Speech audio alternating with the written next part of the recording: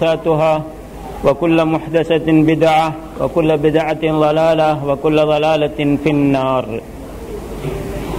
فأعوذ بالله السميع العليم من الشيطان الرجيم من همزه ونفخه ونفثه.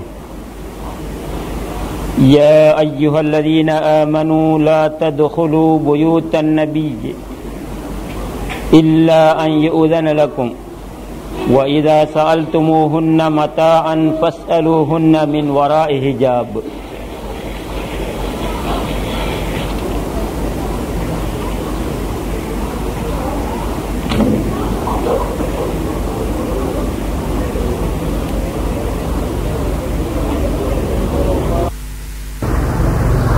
நபி ஸல்லல்லாஹு அலைஹி வஸல்லம் அவர்கள் மீது ஸலவாத்து கூறி இந்த சொற்பொழிவை ஆரம்பிக்கின்றேன்.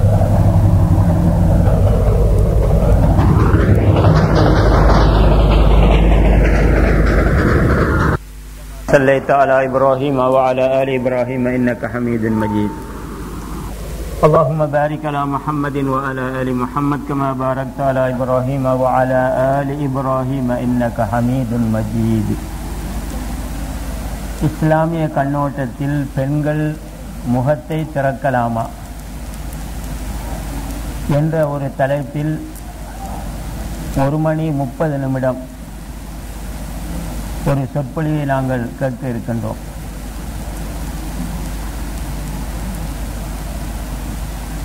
இஸ்லாமிய கண்ணோட்டத்தில் முகத்தை திறக்கலாமா என்ற கேள்விக்கு ஒரே ஒரு பதில், முகத்தை திறக்க முடியாது.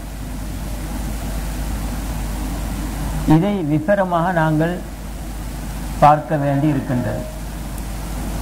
அதற்கு முன்னால் சுருக்கமாக இதை பற்றி ஒரு விளக்கத்தை நாங்கள் பார்க்க வேண்டியிருக்கின்றது.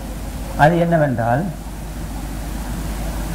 நபி ஸல்லல்லாஹு அலைஹி வஸல்லம் அவர்கள் இந்த சத்திய இஸ்லாத்தை கொண்டு வந்தார்கள். ஆரம்பத்தில் எந்த சட்ட திட்டங்களும் இருக்கவில்லை. தொழுகை கிடையாது, நோன்பு, ஜக்காத்து, ஹஜ்ஜி, தாடி, பர்தா எதுவுமே இல்லை. 2 விடயங்கள் மட்டும்தான் இருந்தது. ஒன்று கலிமா, 2வது கட்டுப்பாடு. அதை ஒருவர் செய்தால் முஸ்லிம். ஒவ்வொரு நபியும் வந்து சொன்னது இதுதான், இத்தகுல்லாஹ வ அத்தீஊன், அல்லாஹ்வை அஞ்சி நடவுங்கள், எனக்கு கட்டுப்படுங்கள். கலிமா சொன்னவர்கள் சுவர்க்கம். இவ்வளவுதான் ஆரம்பம் மக்காவில். இதற்கு பிறகுதான் ஒவ்வொரு சட்டங்களும் வானத்திலிருந்து இறங்கியது. தொழுங்கள், நோன்பு குடியுங்கள், தாடி வையுங்கள், இதே போன்று பெண்கள் முகத்தை மூடுங்கள், மதுபானம் குடிக்காதீர்கள், களவெடுக்காதீர்கள், திருடாதீர்கள், இதெல்லாம் படிப்படியாக இறங்கிய சட்டங்கள். எனவே இந்த சட்டங்கள் இறங்குவதற்கு முன்னால் முஸ்லீம்கள் அவர்கள் நினைத்ததை செய்து கொண்டிருந்தார்கள். ஏனென்றால் அல்லாஹ் ஒரு சட்டத்தை போடவில்லை. மதுபானம் குடித்தார்கள், தாடி இறக்கினார்கள், கரண்டைக்கு கீழ் உடுத்தினார்கள், பொய் சொன்னார்கள், கொலை செய்தார்கள், எல்லாம் செய்து கொண்டிருந்தார்கள். ஏன்? மார்க்கத்தில் சட்டம் இறங்கவில்லை. அதற்கு பிறகுதான் படிப்படியாக சட்டங்கள் இறங்கின. இறங்க அவர்கள் பழையவைகளை விட்டு விட்டு புதியவைகளை செய்ய ஆரம்பித்தார்கள். இப்போது இந்த முகம் திறக்கலாம் என்று புதிய ஒரு கூட்டம் சொல்லுகின்றார்களே, இவர்கள் இந்த முகத்தை மூடுங்கள் என்ற சட்டம் இறங்குவதற்கு முன்னால் முஸ்லிமான பெண்கள் முகத்தை திறந்து கொண்டுதான் இருந்தார்கள். அதை வைத்துக் கொண்டுதான் இவர்கள் பிழையாக விளங்கி இப்போது முகம் திறக்கலாம் என்கிறார்கள். எந்த ஒரு சமூகத்தை எடுத்தாலும் நிர்வாணமாக இருக்க மாட்டார்கள், துணி அணிந்துதான் இருப்பார்கள். முகம் திறந்திருக்கும், கை திறந்திருக்கும், கால் திறந்திருக்கும், சிலருக்கு தலை திறந்திருக்கும், இப்படி இருந்து கொண்டிருந்தார்கள் ஆரம்பத்தில். இது ஆரம்ப சட்டம். பிறகு தெளிவாக குர்ஆன் ஹதீஸ் சொல்லிவிட்டது, ஒரு பெண் உச்சியிலிருந்து உள்ளங்கால் வரைக்கும் மூட வேண்டும். சரி, இப்படி தெளிவாக உச்சியிலிருந்து உள்ளங்கால் வரைக்கும் மூட வேண்டும் என்ற ஆதாரம் இருந்தால் ஏன் மற்றவர்கள் இப்படி முகத்தை திறக்கலாம் என்று சொல்லுகின்றார்கள் என்று கேட்டால், உச்சியிலிருந்து உள்ளங்கால் வரைக்கும் மூடுங்கள் என்ற சட்டம் இறங்குவதற்கு முன்னால் சஹாபிய பெண்கள் முகத்தை கையெல்லாம் காட்டிக் கொண்டிருந்தார்களே, அந்த ஆதாரங்களை கொண்டு வந்து இப்போது காட்டுகிறார்கள். இதுதான் இவர்கள் செய்த பிழை. நான் சொல்வது போன்று இஸ்லாத்தில் இருக்கின்றது. எப்படி பாருங்கள், ஒரு முறை நபி ஸல்லல்லாஹு அலைஹி வஸல்லம் அவர்கள் ஆயிஷா அவருடைய வீட்டில் இருந்து கொண்டிருந்தார்கள். தங்களுடைய காலை அப்படியே துணியை திறந்து துடையை காட்டிக் கொண்டிருந்தார்கள், 2 தொடையை. அபூபக்கர் சித்திக் வந்து சலாம் சொல்லி வரவா என்றார்கள், வாருங்கள் என்றார்கள், தொடை திறந்திருக்கிறது. பிறகு உமர் கத்தாப் வந்து வரவா என்றார்கள், வாருங்கள் என்றார்கள், துடை திறந்திருக்கிறது. பிறகு உஸ்மான் இப்னு அஃபான் வந்து வரவா என்றார்கள், உடனே ஸல்லல்லாஹு அலைஹி வஸல்லம் தொடையை மூடிக்கொண்டு வாருங்கள் என்றார்கள். இந்த விஷயங்களை எல்லாம் ஆயிஷா உள்ளே இருந்து கவனித்துக் கொண்டிருக்கிறார்கள். வந்தவர்கள் போய்விட்டார்கள். கேட்டார்கள், யா ரசூலல்லாஹ், என்னுடைய தந்தை அபூபக்கர் வந்தார், திறந்திருந்தீர்கள். பிறகு உமர் வந்தார்கள், திறந்து வைத்துக் கொண்டிருந்தீர்கள். உஸ்மான் வந்ததை மூடிவிட்டீர்கள், என்ன காரணம்? சொன்னார்கள், இந்த உஸ்மானை பார்த்து ரலியல்லாஹு அன்ஹு மலக்குமார்களே வெட்கப்படுகிறார்கள். எனவே நான் எப்படி வெட்கப்படாமல் இருப்பது? எனவேதான் மூடினேன் என்றார்கள். இது ஆரம்பகால சட்டம். ஆனால் இன்றைக்கு ஒரு முஸ்லீம் ஆண் தொடையை காட்டுவது கூடுமா? முடியாது. அபூதாவுதிலே ஹதீஸ் வந்துவிட்டது. ஒரு சஹாபி தொடையை திறந்து கொண்டிருந்தார்கள். உடனே சட்டம் இறங்குகிறது. சொன்னார்கள், உன்னுடைய தொடையை மூடிக்கொள் என்றார்கள். இப்போது சட்டம் வந்துவிட்டது. இப்போ ஒருவர் வந்து தொடையை திறந்து கொண்டிருக்கிறார். கேட்டால் நபி ஸல்லல்லாஹு அலைஹி வஸல்லம் திறந்து கொண்டுதானே இருந்தார்கள் என்று சொன்னால் அது சரியா? நன்றாக கவனியுங்கள், அது பழைய சட்டம். இப்போது ஒருவர் கேட்கலாம், இல்லை, துறக்கவும் கூடும் மூடுவதும் கூடும் என்பார்கள். இந்த பெண்கள் விஷயத்தில் இவர்கள் சொல்வது போன்று பெண்கள் முகத்தை திறக்கவும் கூடும் மூடுவதும் கூடும் என்கிறார்கள். இதே போன்று ஒரு ஆண் தொடையை திறந்து கொண்டும் இருக்கலாம், மூடிக்கொண்டு இருக்கலாம் என்று சொல்வார்கள். இப்படி ஒருவர் வாதத்தை முன்வைத்தால் இது பிழை. ஏன் அல்லாஹ்வுடைய தூதர் ஸல்லல்லாஹு அலைஹி வஸல்லம் அந்த சஹாபியை பார்த்து உனது தொடையை மூடு என்று கட்டளை போட்டதற்கு பிறகு அவர்கள் திறக்க மாட்டார்கள். ஏன்? அல்லாஹ் கூறுகிறான், லிம தகூலுன மா லா தஃஅலூன், நீங்கள் செய்யாததை ஏன் சொல்லுகின்றீர்கள்? கபுர மக்தன் இன்தல்லாஹி அன் தகூலு மா லா தஃஅலூன், நீங்கள் செய்யாதவர்களை அடுத்தவர்களுக்கு சொல்வது மாபெரும் பிழையாகும் என்று அல்லாஹ் கூறுகின்றான். வெறுக்கத்தக்க கூடிய விடயம். எனவே அல்லாஹ்வுடைய தூதர் உன்னுடைய தொடையை மூடு என்று சொன்னதற்கு பிறகு ஒரு காலம் திறக்க மாட்டார்கள். எனவே இது முந்திய சட்டம், இது பிந்திய சட்டம். இப்படி ஹதீஸ் குர்ஆன் இருக்கின்றது. இதே போன்றுதான் பெண்களை பார்த்து முகத்தையும் கையையும் மூடுங்கள், உச்சியிலிருந்து உள்ளங்கால் வரைக்கும் மூடுங்கள் என்ற சட்டம் இறங்குவதற்கு முன்னால் அருமை சஹாபிய பெண்கள் என்ன செய்தார்கள்? முகத்தையும் கையையும் திறந்து கொண்டிருந்தார்கள். வளமை. அப்படி சில ஹதீஸ்கள் இருக்கின்றன. பிறகு சட்டம் வந்து மூடுங்கள் என்று வந்துவிட்டது. இப்போது இந்த முகத்தை திறக்கலாம் என்று சொல்லுகின்றவர்கள் சட்டம் இறங்குவதற்கு முன்னால் உள்ள அந்த நிலைமையை, அந்த ஹதீஸ்களை எடுத்து சொல்லுகின்றார்கள். திறக்கவும் செய்யலாம், மூடவும் செய்யலாம் என்கிறார்கள். இது பிழையான ஒரு கருத்து. எனவே அவர்கள் கொண்டு வருகின்ற ஒவ்வொரு ஆதாரமும் இந்த சட்டத்துக்கு முந்தியது என்பதை நாங்கள் விளங்கிக் கொள்ள வேண்டும். இப்போது பாருங்கள், முதலில் நான் குர்ஆனில் இருந்து சில ஆதாரங்களை முன்வைக்கின்றேன். எப்படி? ஒரு பெண் தன்னுடைய உடம்பில் ஒரு பகுதியை கூட திறக்க முடியாது, முழுமையாக மூட வேண்டும் என்பதற்கு ஒரு ஆதாரம்.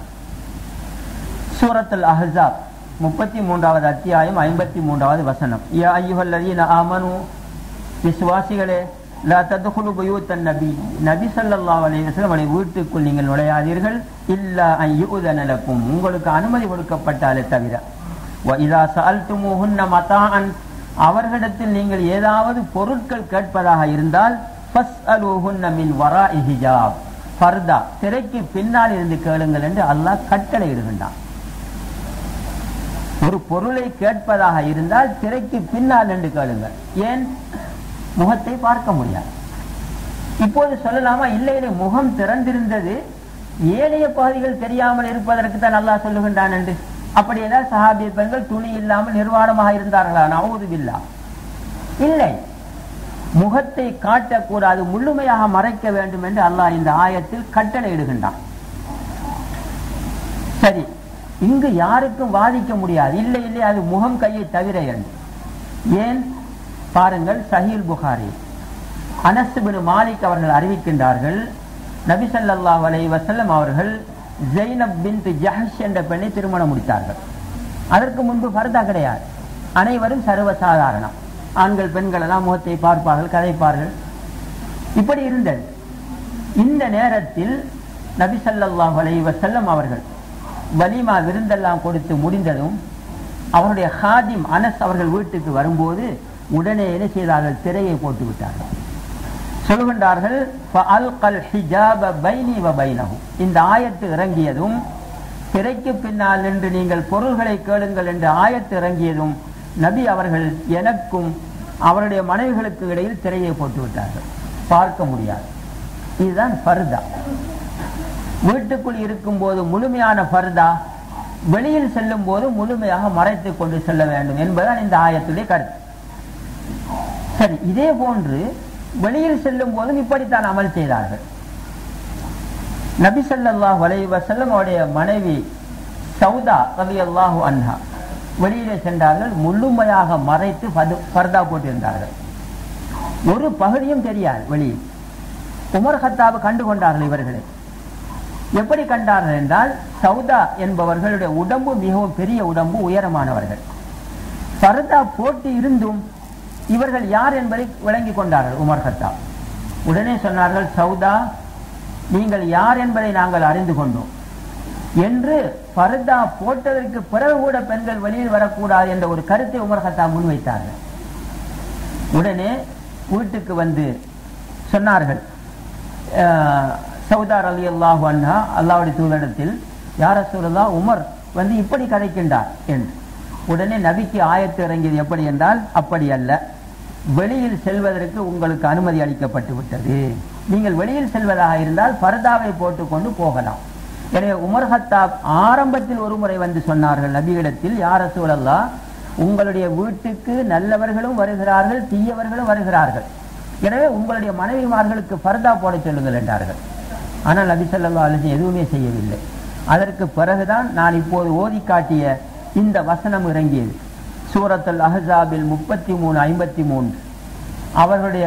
அவர்களோடு நீங்கள் ஏதும் பொருட்கள் கேட்பதாக இருந்தால் அவர்களிடத்தில் திரை பர்தாவுக்கு பின்னால் என்று கேளுங்கள். அதே போன்று நபி ஸல்லல்லாஹு அலைஹி வஸல்லம் இந்த ஆயத்து இறங்கியதும் அனஸ் அவர்களுக்கு ஹிதுமத்து செய்து கொண்டு வீட்டில் இருந்தவர்கள் அவர்களுக்கும் அந்த அவருடைய மனைவிமார்களுக்கு இடையிலே திரையை பர்தாவை போட்டு விட்டார்கள், பார்க்க முடியாது. இதே போன்று சௌதா ரலியல்லாஹு அன்ஹா இந்த ஆயத்து இறங்கியதற்கு பிறகு வெளியில் சென்றார்கள், பர்தாவை முழுமையாக போட்டு மறைத்துக் கொண்டு. இது மிக தெளிவான ஒரு வசனம், இதுல எந்த சந்தேகம் இல்லை, அல்லாஹ் தஆலா கட்டளையிட்டு இருக்கின்றான். இது ஒன்று. இரண்டாவது கட்டளை அல்லாஹ்வுடையது. அது அல்லாஹ் தஆலா கூறுகின்றான், யா நிசா அன்-நபி, நபியின் மனைவிமார்களே, கர்ன ஃபீ புயூத்திகுன்ன, உங்களுடைய வீடுகளில் தங்கியிருங்கள். வலா தபர்ரஜ்ன தபர்ருஜல் ஜாஹிலியத்தில் ஊலா, முன்னைய காலத்தில் வாழ்ந்த ஜாஹிலிய பெண்கள் தங்களுடைய அழகு அலங்காரங்களை எப்படி வெளிக்காட்டினார்களோ அப்படி நீங்கள் வெளிக்காட்ட வேண்டாம், வீடுகளில் தங்கியிருங்கள் என்று சூரத்துல் அஹ்ஸாப் 33 கூறுகின்றார். இந்த இடத்தில் சிலர் பிழையாக மொழிபெயர்த்திருக்கின்றார்கள். எப்படி என்றால், நீங்கள் அழகு அலங்காரத்தை காட்டிக் கொண்டு சுத்தி தெரிய வேண்டாம் என்று. ஆனால் இந்த அரபு தபர்ரஜ என்ற சொல்லுக்கு சுத்தி தெரிவது என்பது கிடையாது. அகராதியில நீங்கள் பார்த்தால் தபர்ரஜ என்றால் தபர்ரஜத்தில் மர்அத் அல்ஹரத் ஜீனதஹா வ மஹாசினஹா லில் அஜானிப் என்று எழுதுகின்றார்கள். ஒரு பெண் தன்னுடைய அழகு அலங்காரத்தை அடுத்தவர்களுக்கு காட்டுவது.